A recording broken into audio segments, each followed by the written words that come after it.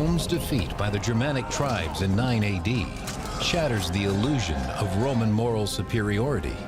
What Rome calls civilization, her neighbors call tyranny. It's a lesson Rome seems doomed to repeat. Now, in the 1st century AD, Rome's forces find themselves in a legendary land which still lies beyond her reach. Britannia. Shrouded in dense forests and inhabited by strange savages, it fascinates and terrifies the Romans. And conquering it will be a glorious feat, worthy of a magnificent emperor.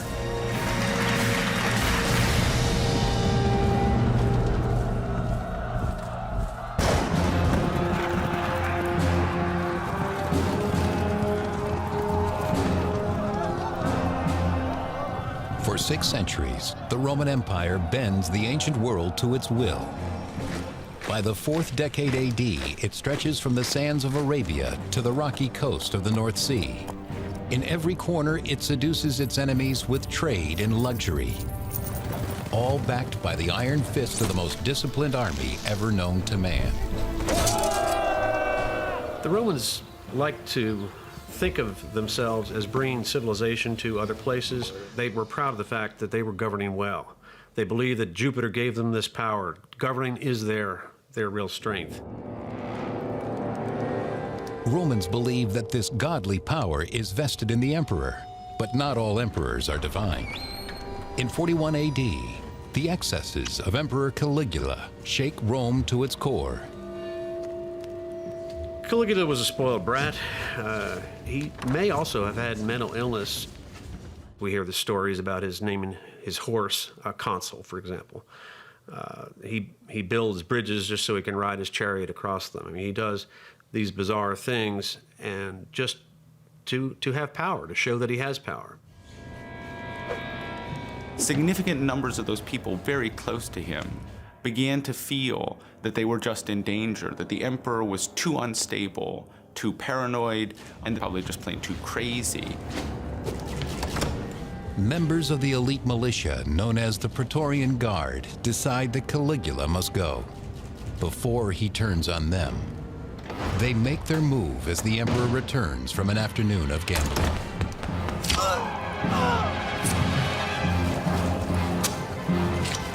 First-century biographer Suetonius.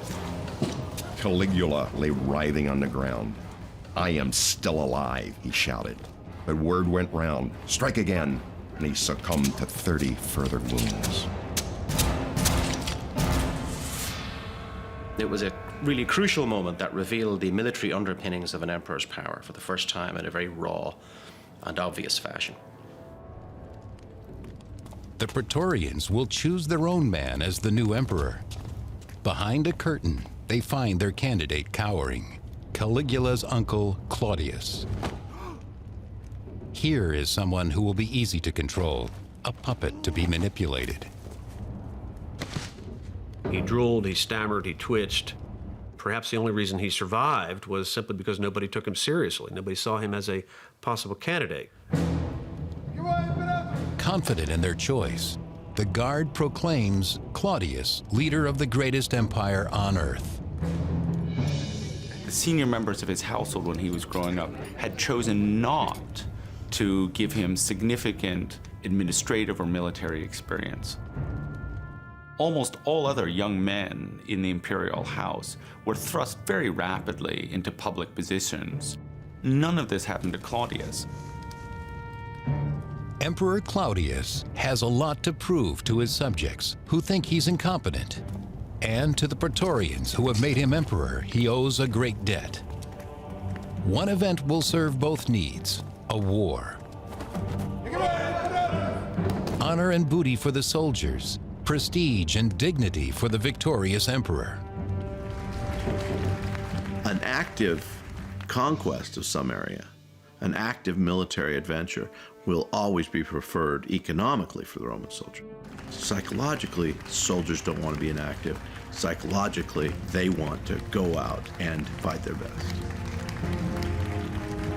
The more spectacular the conquest, the better. But where to go? Emperor Claudius's answer is as daring as it is unexpected. Britannia, the fierce and remote island that defeated Julius Caesar nearly 100 years earlier. The man who tames it will be greater than Caesar himself.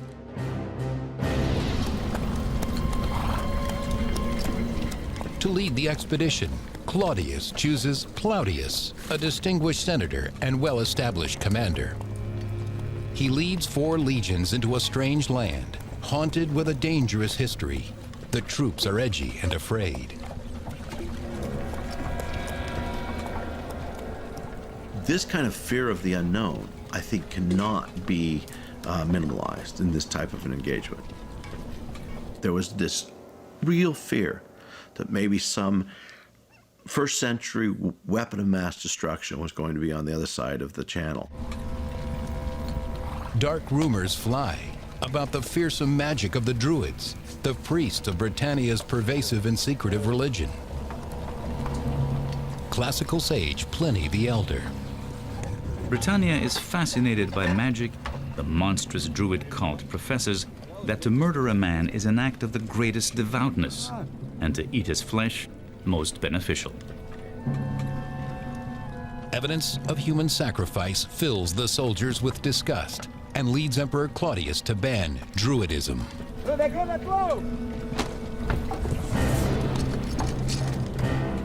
For any religious cult to be suppressed, they had to be doing things that the Romans didn't like. One of those things would be human sacrifice, which the Druids are accused of doing, and they may well have been involved in.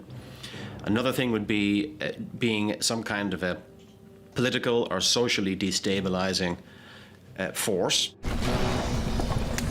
Politics and magic, a deadly combination. Cautiously, the Romans marched from their beachhead at Rutupii, present-day Richborough, towards the Thames, the river which borders the extensive lands of the powerful Caligula tribe. Steeped in Druidic mysteries, Caratacus, prince of the Caligula people, wears no armor. He relies instead on the strong magic of his war paint. It apparently took a lot of education for Druids to be able to master these things, maybe up to 20 years of learning to pick up the various texts, the poems, the chants, the words of prayer, the magic. The Druid priests are ringleaders of rebellion against the Romans. They pass freely from one tribe to the next, spreading intelligence of the enemy and gathering new recruits. Druids are not only middlemen between the people and the gods, but as judges, as leaders, they were individuals to be reckoned with. In virtually every area of Celtic society, the Druids have a stake, have power.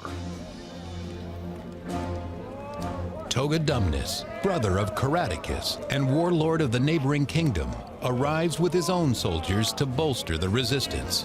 Their forces combined, the princes face the Romans with supreme confidence.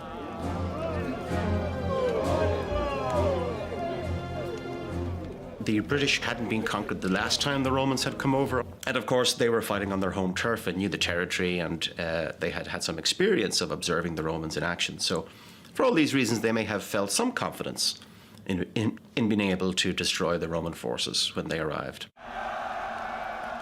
Wales had the harshest of terrain, and it also had the fewest people. But there were people who were more warlike than some of the others.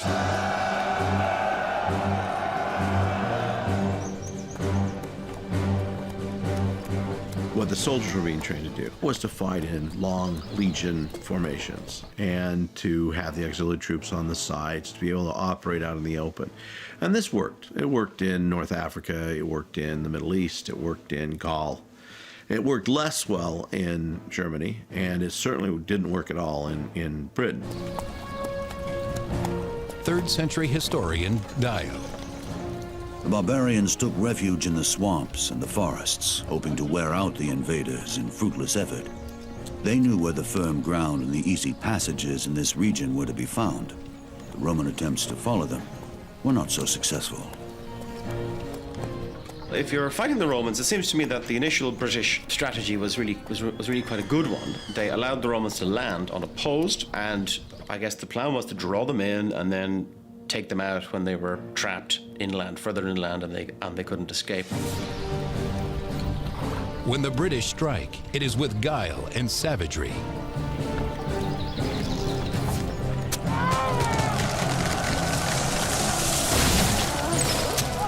The discipline of Roman soldiers is well known and well documented. The fact that Roman soldiers can stay disciplined even in the midst of the worst battles is remarkable, and certainly denotes a military skill of leadership and of training that establishes the Roman soldier as the finest soldier on earth at that time, perhaps in all of history.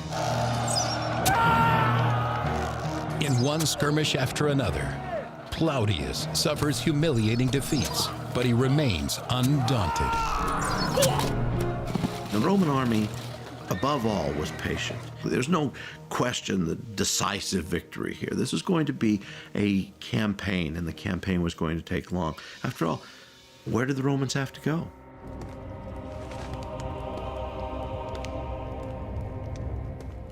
Back in Rome, Emperor Claudius preens and prepares for his own invasion of Britain. Soon he will personally see to her surrender. For the first time in his life, he tries on the garb of a warrior. He needed to establish his military credentials. This was an essential part of being in the public eye in ancient Rome, was to be militarily efficient and to have some achievement under your belt, preferably victory over some foreign enemy. Claudius plans to overwhelm the barbarians with the most destructive and imposing weapon of the classical world: battle elephants. They will announce the grand entrance of the emperor. Then Claudius will teach the Britons to grovel before the almighty Roman Empire and claim a piece of glory for himself.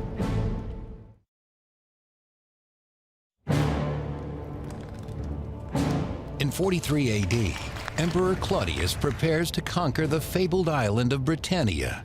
He sends his seasoned general Claudius and 4 legions to clear his way. At first, the Romans are outfoxed by the Druids, lured ever deeper into unfriendly territory. But now, Claudius sees an opportunity to turn the tables. He orders a special force of provincials to launch a sneak attack across the River Thames. The Roman army was composed of more or less 2 kinds of soldiers: those whom they called legionaries, who were Roman citizens, and those whom they called auxiliaries, who were recruited from subject populations. So Plautius has these auxiliaries swim across the Thames, not because the Roman soldiers couldn't have swum across the Thames. It's just, if it's more dangerous, if there's the potential of losing a large number of regular troops, why not let the auxiliaries do it? Like all Druids, the warlords Caratacus and Togodumnus hold water sacred, believing the mighty river protects them from their enemies. Not burdened by this belief, the Roman auxiliaries cross silently and unseen. They proved to be very good at discerning what types of armies they were facing, how unified those types of armies they were facing, what their arms and armor were. So they operated as scouts and seemed to understand a little bit better who they were encountering and what the numbers were. Having learned what they need to, the auxiliaries kill the barbarian horses, cutting off any possibility of a fast retreat.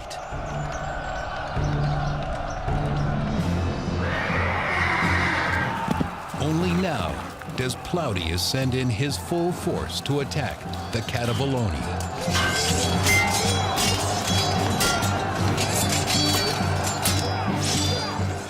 The troops are fighting out hand to hand. It does become a big melee where you're just trying to use brute force to overwhelm the enemy, to scare them, to frighten them, to force them away, and then pursue them. But on the second day, the advantage tilts towards the Romans. The Roman army would emerge hale and healthy at the end of a day and able to fight again, where the other side was reeling from the psychological, emotional, and otherwise effects of the devastation the Romans wreaked on them.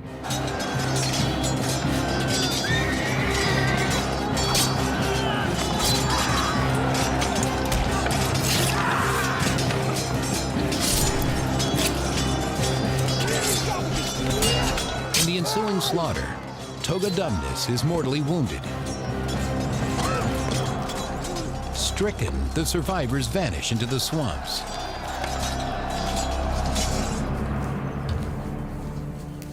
The families of the Druid leaders awaken to a new reality. Word of the catastrophe triggers a panic and a scramble to escape. Caratacus and his family must also flee, or face humiliation and slavery at the hands of the Romans. When the Romans won a significant military victory, the general was traditionally awarded the right to hold what we think of as a ticker tape parade, what they called a triumph. If possible, the leader of the conquered forces was marched throughout the parade to display in his or her person the subjugation of the foreign people. And traditionally, that person was then executed at the end of the parade as an enemy of the Roman people. Caratacus has no intention of being a Roman trophy.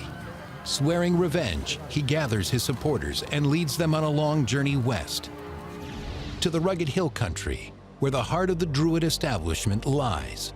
Caratacus correctly assumes that the Romans will not follow. Instead, they plant themselves on the banks of the Thames.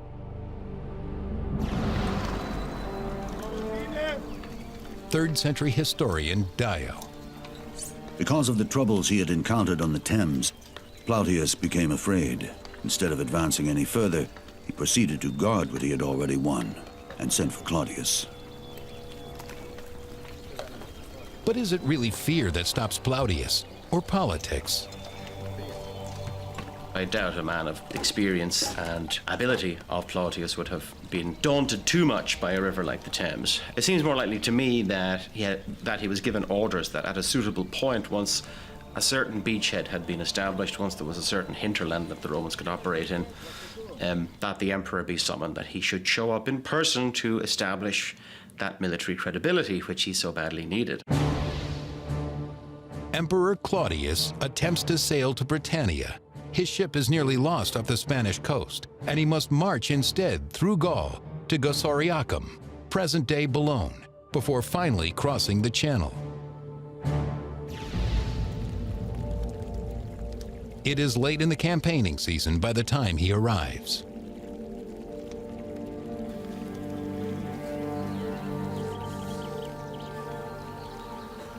We know that the emperor showed up in style. He came with cohorts of his personal bodyguard, the so-called Praetorian Guard, and he also came with elephants.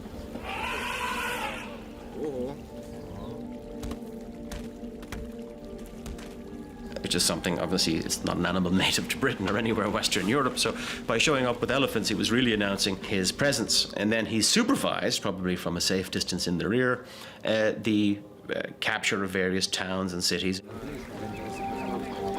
Claudius's surprising arrival, coupled with Caratacus's humiliating defeat, prompts many British warlords to submit rather than fight. We modern people have our own idea of freedom. That's part of our makeup. It's not necessarily the makeup at all of the ancient world. The majority of people simply accustom themselves to their new leadership. The taxes they were paying to leader A, they would now pay to leader B, and it didn't matter much. If they could cut down on any violence that could be made against them by an army, principally that army not being allowed to rape or pillage or destroy their lands, by acquiescence they would.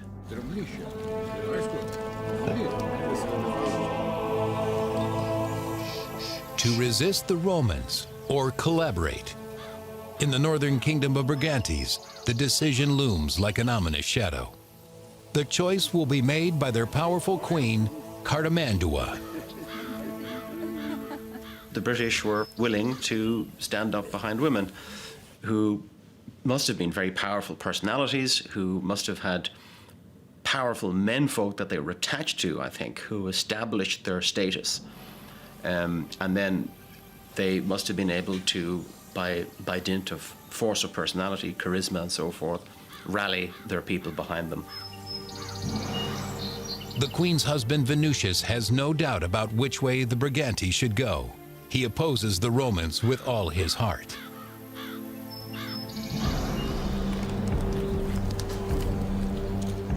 In the area that will become known as Wales, there is no indecision either. Here, Britain's fiercest warlords cleave to the old ways and vehemently reject imperial domination. The Druids call upon their gods to drive the Romans from their shores. In their hour of need, they perform their greatest mystery, the sacrifice of a living man. The exiled Caratacus becomes their righteous agent. His passion ignites the resistance.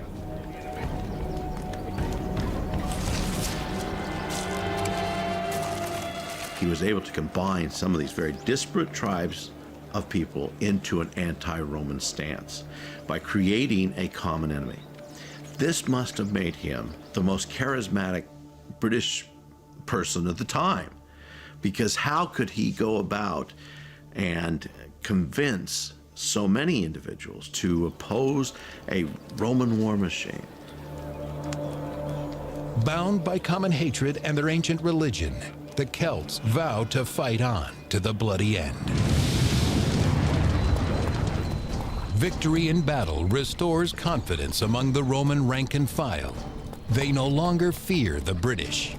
Little do they know that the worst is yet to come.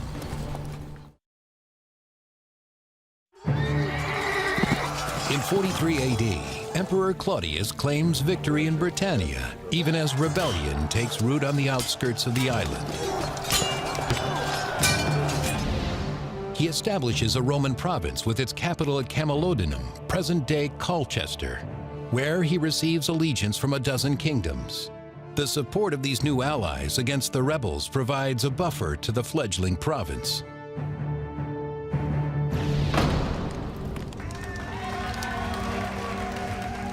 After only 16 days in Britain, Claudius returns home. In total, he has been gone just 6 months. But in terms of status, he is light years away from where he started. He is a conqueror. The propaganda value of such a trip is extraordinary, and it gave him a bump in the political favor of the people in a way that's similar to a modern president visiting his troops on the line, even if he never goes anywhere near the fighting. 3rd century historian Dio. The Senate gave him the title of Britannicus. They also voted that there should be an annual festival to commemorate the conquest and that triumphal arches should be erected. The stunning monuments known as triumphal arches stand as much as 70 feet tall. He gets a triumphal arch with an inscription commemorating his achievements in conquering Britain. That's to say, a permanent monument in the city of Rome with his name on it that marks Claudius as a great general and a great conqueror. So the military honors are the whole point of the reason to go into Britain. That's the purpose of it, first and foremost, to give Claudius that degree of, as I say, military sort of credibility, military standing that he had formerly lacked.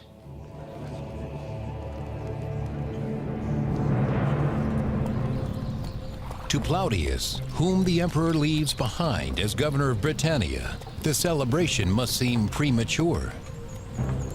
Anytime the Romans step outside their zone of safety, they become targets of well-orchestrated guerrilla attacks, inspired by Caratacus, the rebel leader.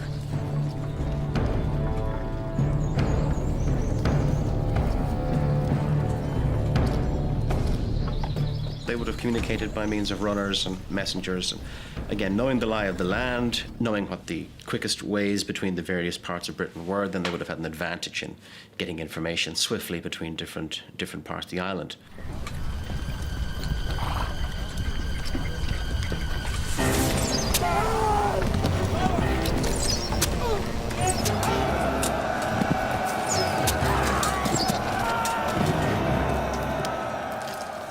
greatest ambushes in history have come from simple logs being rolled down or stones being rolled down onto soldiers below from the mountain above.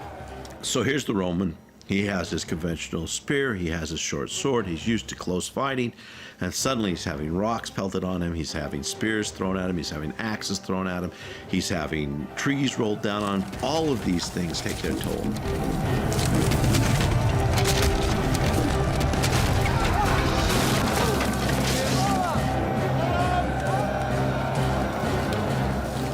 The British succeeded in outfoxing the Romans because they knew the terrain, and that local generals, that is British generals, inspired their troops by giving speeches in which they exhorted them to fight off the invaders who wanted to enslave them, that these were foreigners seeking to conquer them.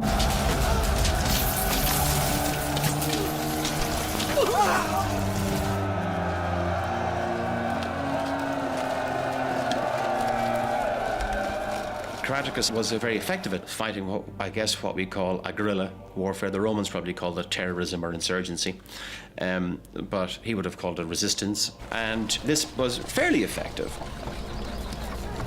Too often the rebels melt away into the forests after an attack. Claudius must crush the resistance or watch it destroy his new province. This meant that the officers on the ground had to make decisions that were not just straight wrote out of whatever training manual that they had been taught from, that they actually had to adapt themselves to the terrain and also to the tactics, what we might call guerrilla tactics, of their opponents. In 45 AD, he sends a surge of troops from his headquarters in Camalodunum. 3 legions march south, west, and north. The 9th heads for the land of the Brigantes. The courageous Brigantes control the North Country, an important buffer from other barbarians. For the Roman ambassador, the cooperation of Queen Caratacus is key. You're trying to divide and conquer. You're trying to separate and isolate individual groups, subdue them, and having friends on the home fields is a big advantage. Caratacus accepts the imperial offer. After all, with a legion on her doorstep, her options are limited. What good are you doing for your people if the choice is not between freedom and conquest, but between collaboration or destruction? For somebody like Caratacus, collaborating with Rome allowed her to remain in a position of authority and to risk a great deal less, perhaps personally, than she might have if she'd tried to fight. Venutius, the queen's consort, vehemently opposes her decision, and he is not alone. It's to the Romans' advantage to have these arrangements. Now, the problem, of course, is that sometimes, as with Caratacus, you get a split internally where her husband turns against her. Venutius chafes on his short leash, but for now, he suffers the queen's will.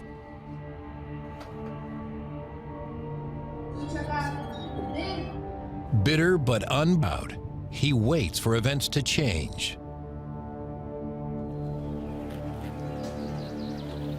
The Romans roll across the country, subduing one village after another.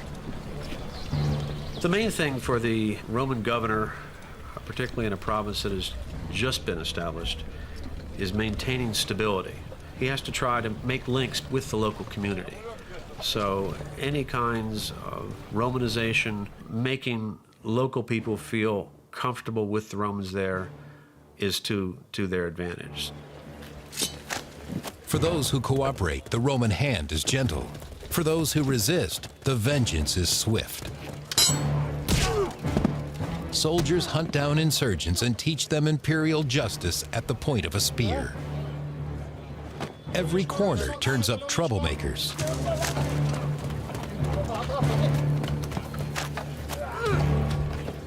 But the legionaries find potential converts too. Slowly but surely, they expand Rome's domain, winning hearts and minds as they go. In the arena of Roman politics, General Claudius is a hero. 4 years after the invasion, a grateful Claudius calls him home. He brings along his British prisoners for the gladiator ring. 4 years is very standard for a person to be in command of a province or of an army like that, and then somebody else would come in. You don't want a person to be in command for too long in case the troops become too attached to their commander. And if that happens, they may get ideas that maybe this commander would make a good emperor.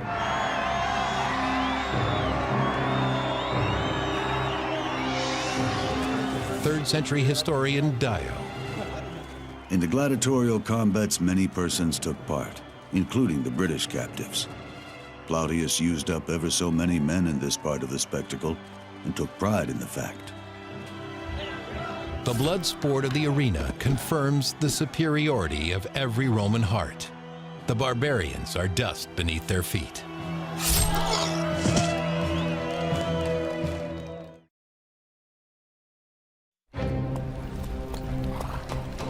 In 47 AD, the Romans claim much of the southern part of Britain. Some leaders, like Queen Caramandua of the Brigantes, come into the imperial fold voluntarily. But many choose to fight, like the rebel prince Caratacus. The work of pacifying a population to the point where Roman armies could be removed from a province was an arduous process. The Romans must have taken a very long-term view to the process of annexation and conquest.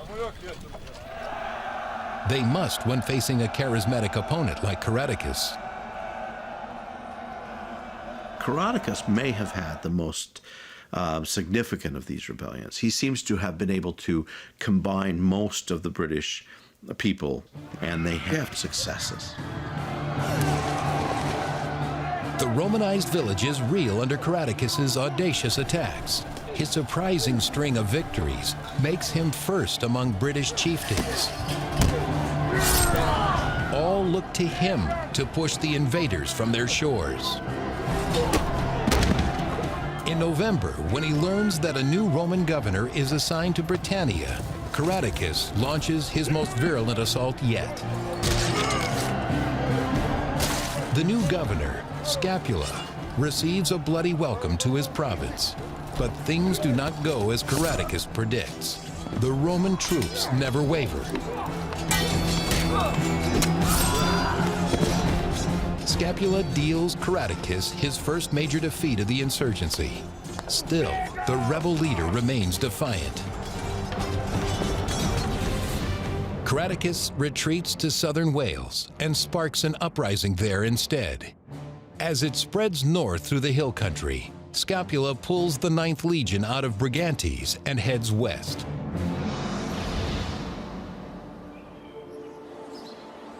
All he finds are women and children. The rebels have vanished like smoke into the hills. The Welsh Rebellion flourished as almost all rebellions in Wales will flourish down through the early modern period, simply because it's hard to get to the rebels.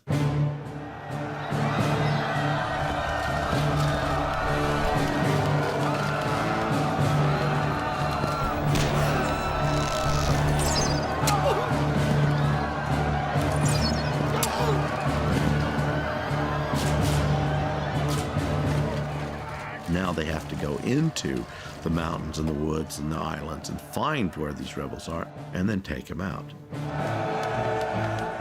It's actually not unlike the situation that American soldiers found themselves in popular histories of Vietnam, where the Americans found themselves fighting in jungle terrain, where the quality of their training elsewhere didn't prepare them for the ability of the enemy to melt into the background. Scapula's solution is to obliterate their hiding places. He destroys every rebel village and presses forward. But behind him, treachery strikes, threatening a second rebellion.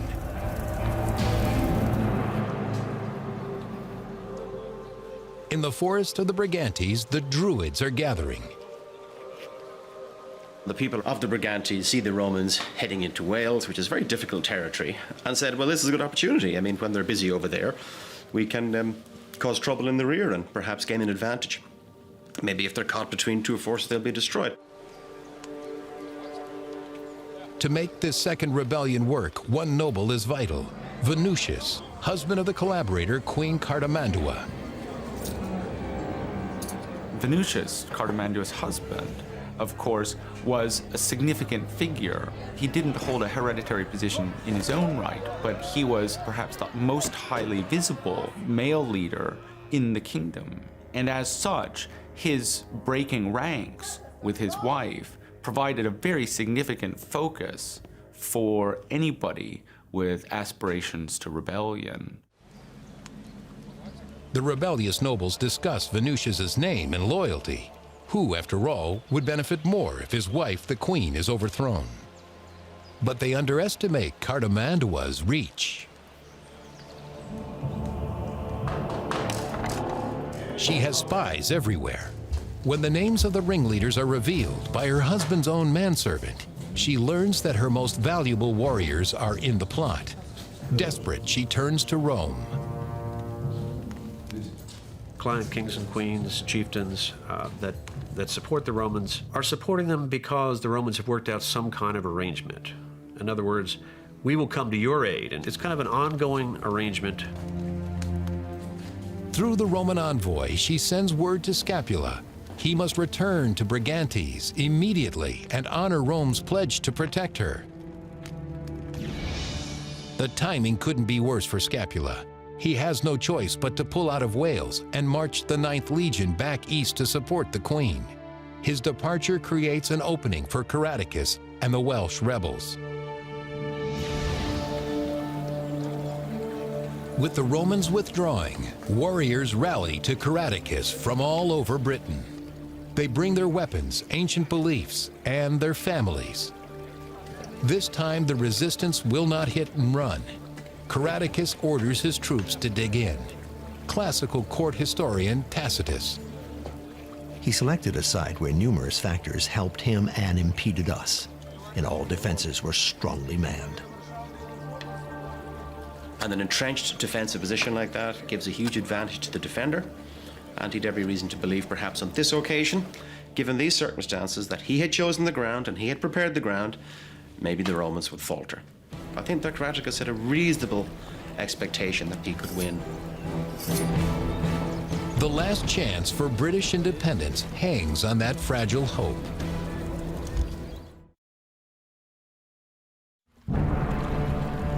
In the name of the Emperor Claudius, Rome enters the 6th year of the bitter conquest of Britain.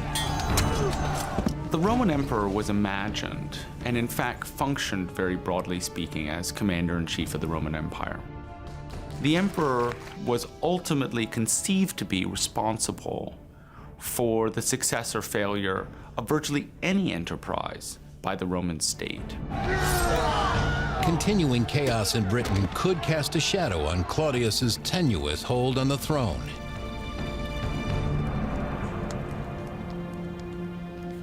Cartamandua, Rome's client queen in the north, demands that the empire defend her against her rebellious subjects. She and her followers barricade themselves in her stronghold, waiting for Roman General Scapula to rescue her. In short order, Scapula crushes her rebellious subjects and brings her the head of its leader. The royal consort Venusius is outraged. His sympathy for the resistance grows stronger.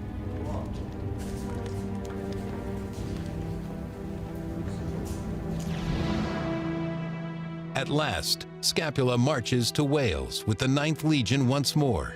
Desperate to finish off Caratacus, he doubles his troop complement, ordering the 20th Legion out of Camalodunum as well.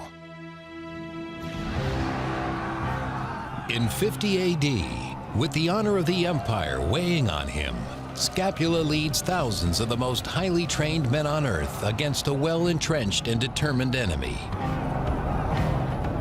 It might have been possible for a man like Scapula to persuade Claudius that failure under the particular circumstances would have been acceptable. But basically what was at stake, beyond, say, life and death, was his chance for a further post after this one. Failure is not an option, but victory will not be easy.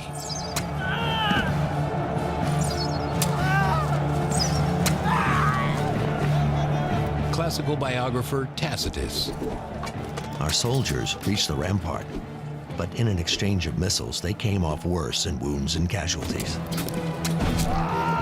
The Romans simply regroup and come on once more. Rome takes over. Rome becomes Rome, the war machine, and there's no future for the rebellion. And that's precisely how history played out.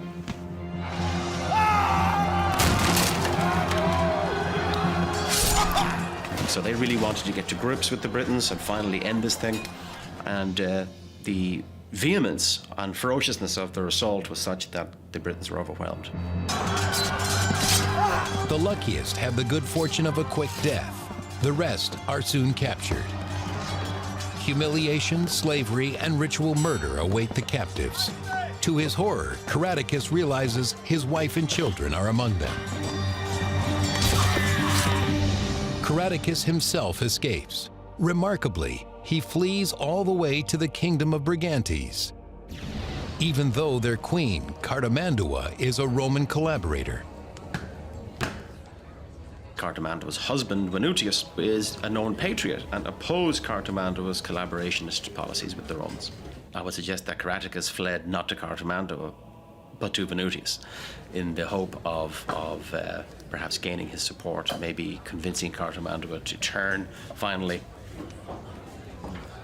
Cartamandua does not bend. She is Rome's creature. The queen trades Caratacus, the hero of the resistance, to cement her position as a friend of Rome. The betrayal disgusts her husband Venutius.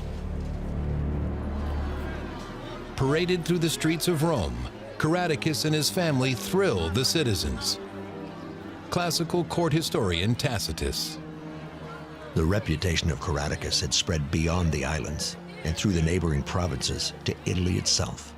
These people were curious to see the man who had defied our power for so many years. Even at Rome, his name meant something. This was the symbol of their victory. You know, here's the enemy chieftain marching through our streets in submission. What normally happened to enemies of Rome was that they were brought into the prison and put into a pit and strangled. But in this instance, it didn't happen. Instead, Caratacus was led to Claudius sitting on a large raised sort of a tribunal or dais, and he gave a stirring speech. And if we believe Tacitus, the speech was about the need to resist domination, and that if he allows Caratacus to live, that he would be a living symbol of Claudius's clemency. To bestow mercy implies superiority, and above all else, that is how Romans see themselves, as superior.